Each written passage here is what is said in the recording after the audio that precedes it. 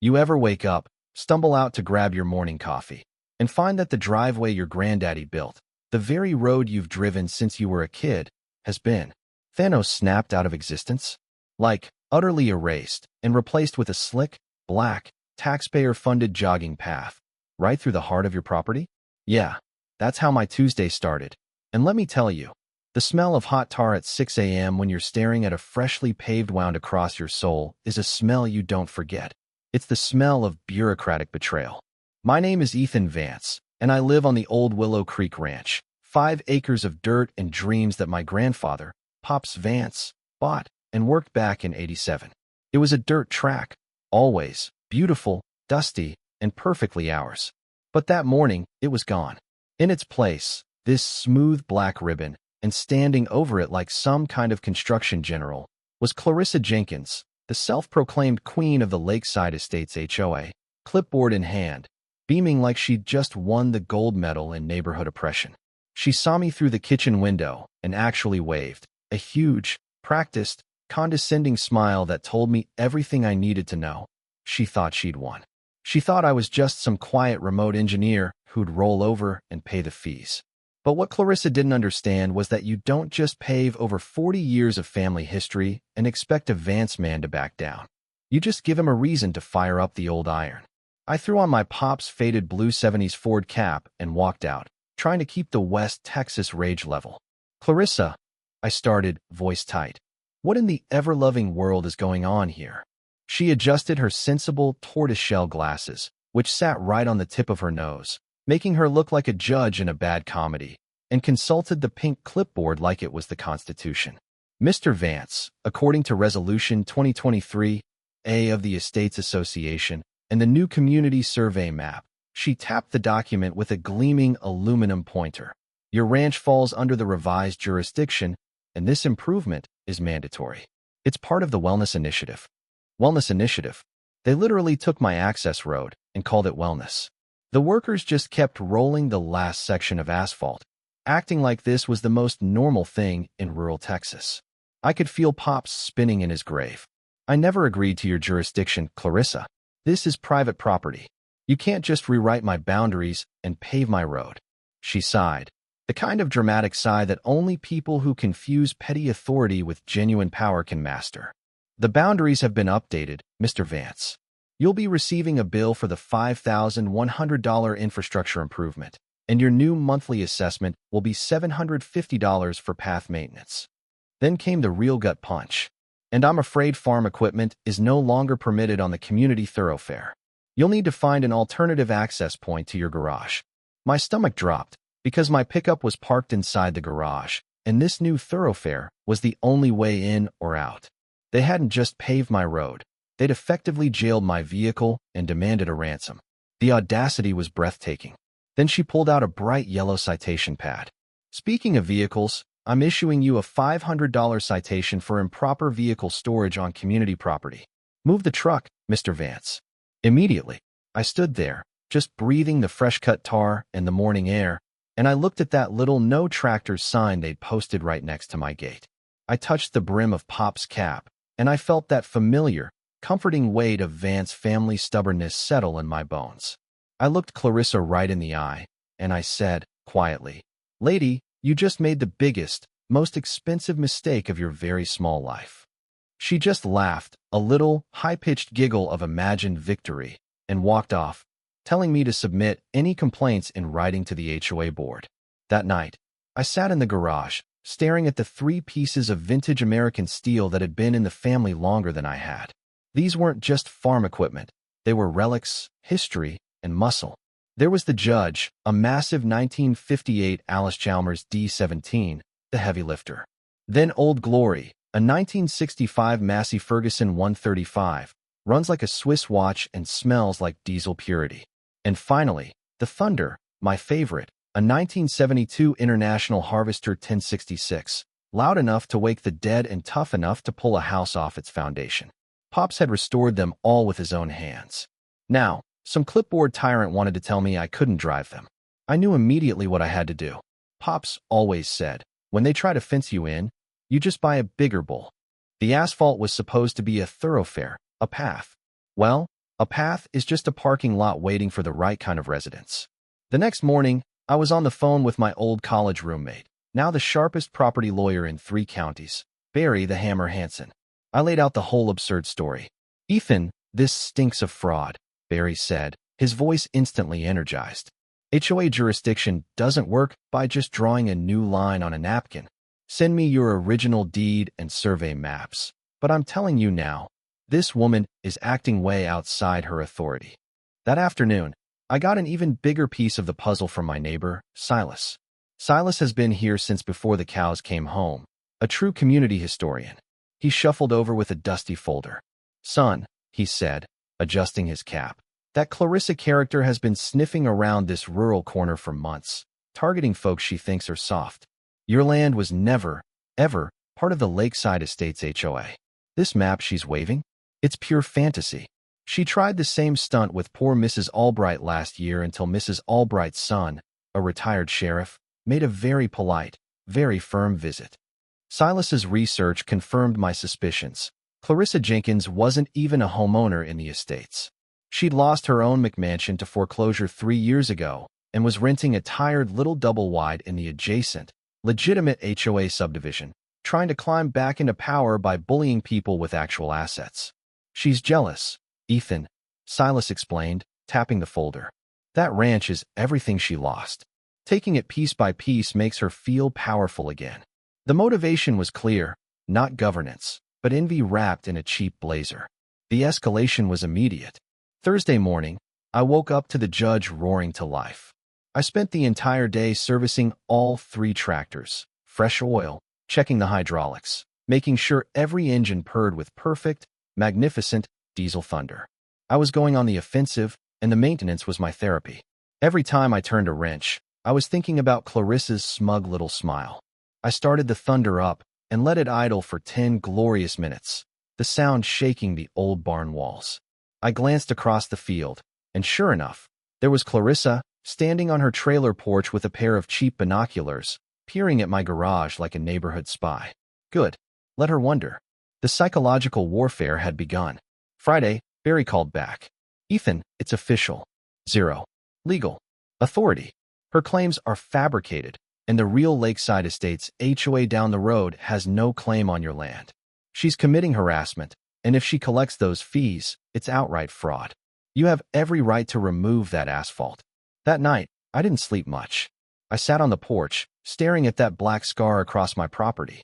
I could have gone the quiet route, filed the police report, let Barry handle the lawsuit, waited for the slow creep of justice.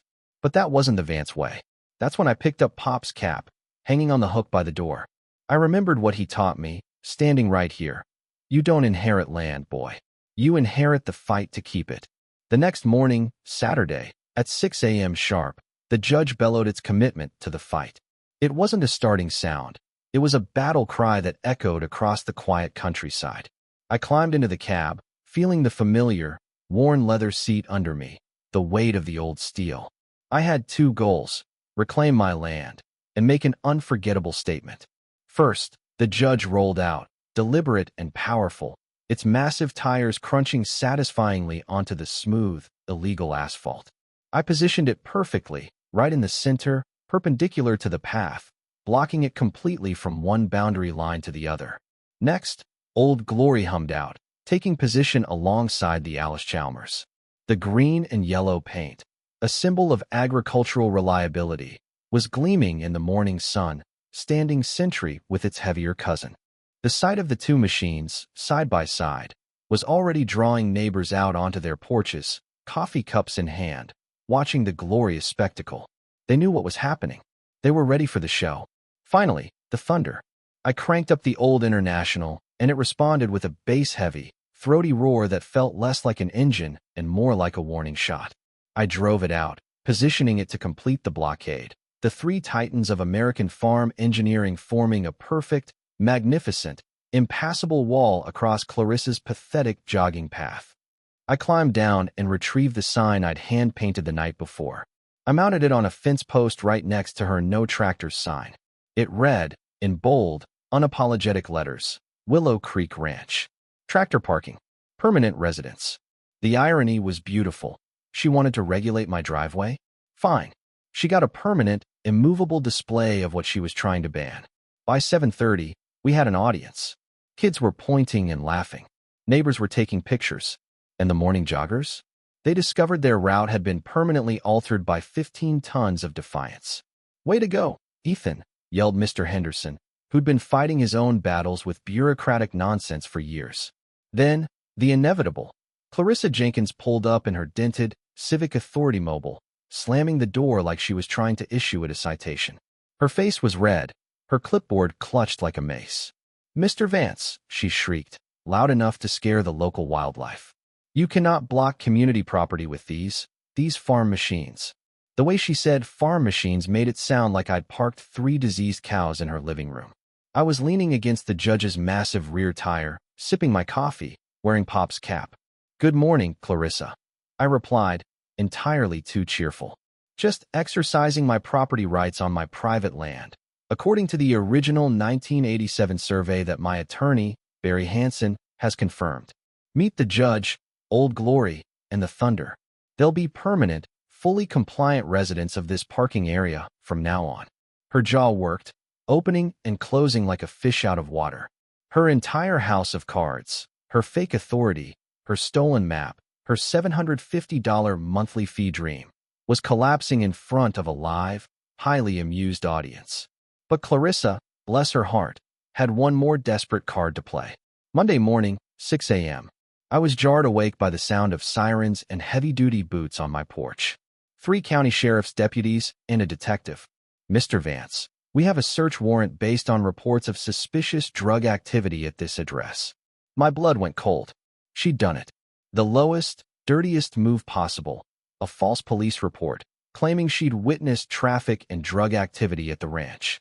They were thorough, searching my garage, my house, my property for over an hour. Of course, they found nothing but vintage steel, barbecue supplies, and a very annoyed homeowner. "Sir," the detective said as they left, looking genuinely frustrated, "whoever reported this was deliberately wasting county time." The damage was done, though. My neighbors had watched the police search my property like I was a criminal.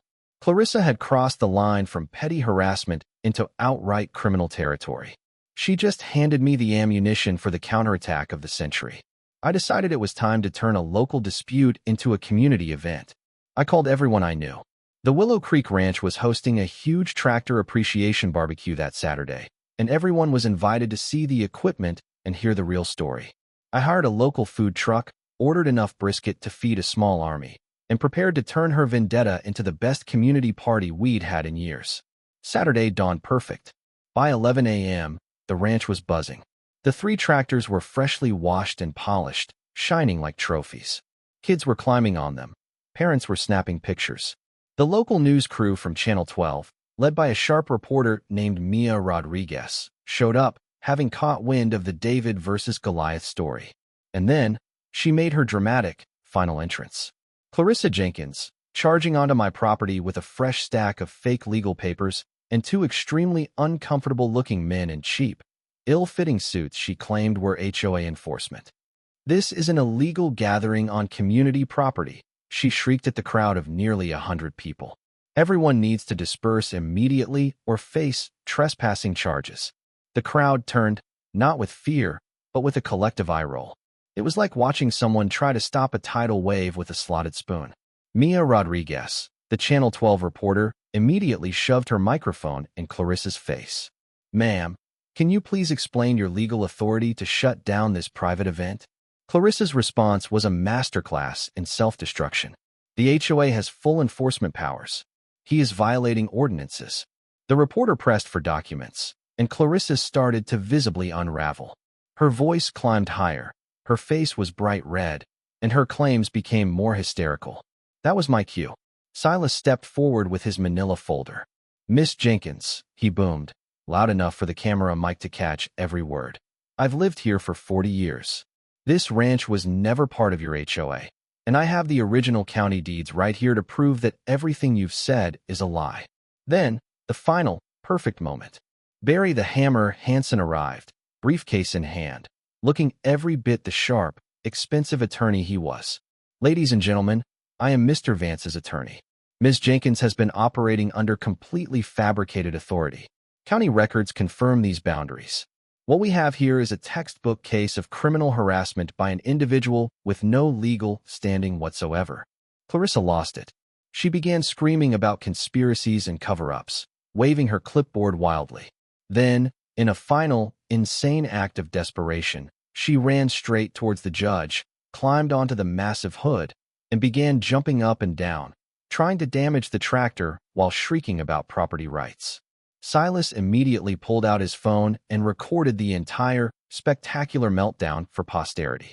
The crowd watched in stunned silence. Then slowly, a ripple of laughter began. That moment, watching her flail on top of a 10,000-pound machine built for durability, was the end of her reign. It wasn't just a meltdown. It was a collective exhale for everyone she'd ever bullied. The neighborhood felt like ours again.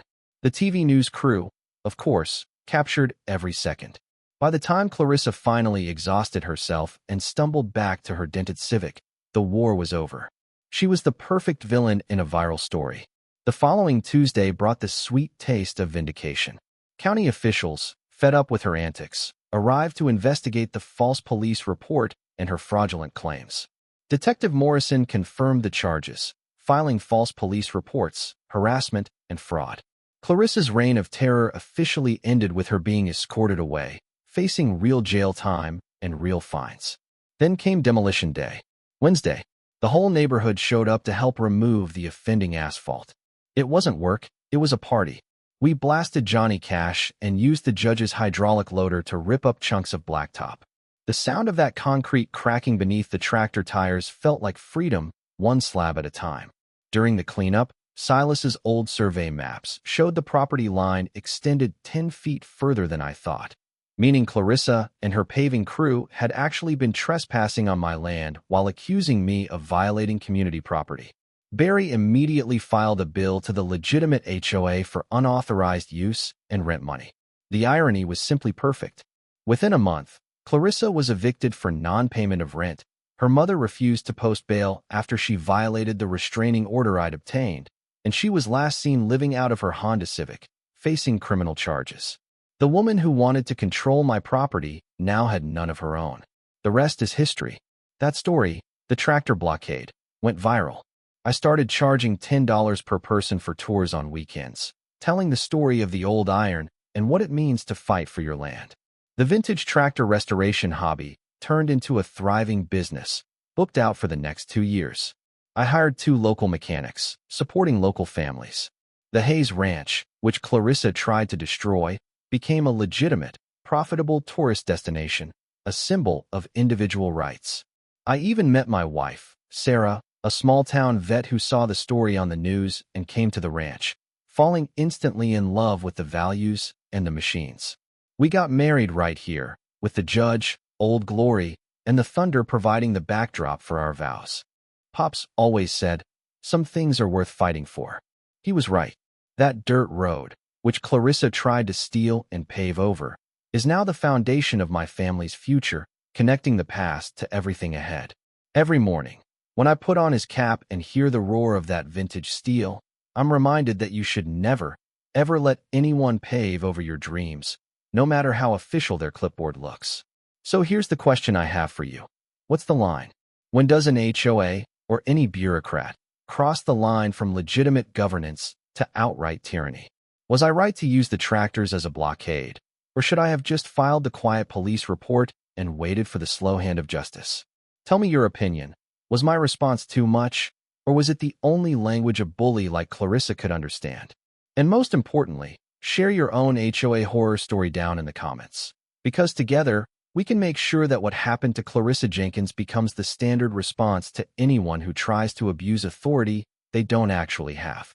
Don't let them pave your dreams. Hit that subscribe button and turn on the bell, because I guarantee the next story from the Willow Creek Ranch is going to be even better.